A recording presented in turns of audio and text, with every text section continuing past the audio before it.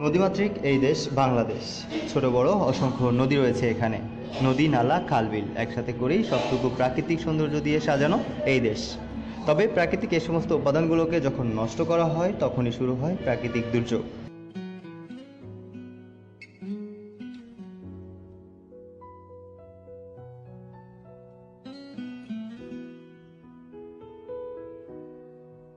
বেড়ে যায় মানুষের দুর্ভোগ। তেমন একটি দুর্ভোগের উদাহরণ ঢাকা শহরের জলাবদ্ধতা।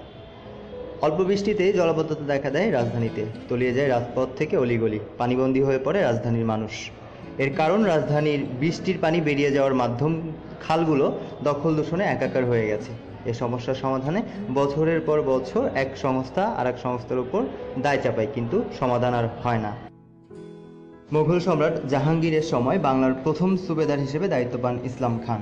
১৬ শতকে তিনি ঢাকার দায়িত্ব নেওয়ার পর এ শহর ঘিরে থাকা নদী, খাল এবং বিল-ঝিলগুলো হয়ে ওঠে প্রধান নগরপথ। কিন্তু ৪০০ বছরের ব্যবধানে ঢাকার অনেক নদী হারিয়ে গেছে চিরতরে। কিছু নদী টিকে থাকলেও মৃতপ্রায় ছোট ছোট খাল কিংবা নালা হিসেবে নিজেদের অস্তিত্ব জানান দিচ্ছে এগুলো। অন্যদিকে বিলুপ্ত হয়েছে ঢাকার অনেক প্রমত্তা খাল-বিল। দখলে দূষণে জর্জরিত রাজধানী ঘিরে থাকা প্রধান ৪ নদী বুড়িগঙ্গা, বালু, তুরাগ ও শীতলক্ষ্যা। নগরীর নদী খালগুলোর এ দশা দেখে অনেকেই বলে থাকেন ঢাকার নদীগুলো হয়েছে মরা খাল, আর খালগুলো এখন কনক্রিটের চাপা।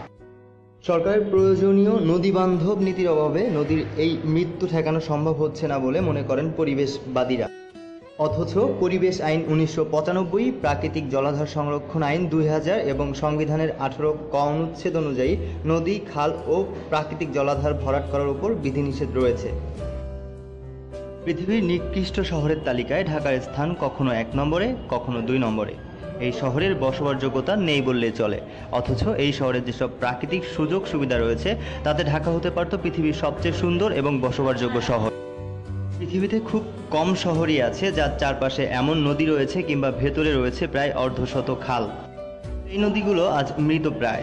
অর্ধেকেরও বেশি খালের চিহ্ন পর্যন্ত মুছে গেছে। এগুলোর সুন্দর ব্যবস্থাপনা করা গেলে ঢাকা দৃষ্টিনন্দন এক নগরের রূপ নিত। জলাবদ্ধতার হাত থেকে নগরবাসী রক্ষা পেত।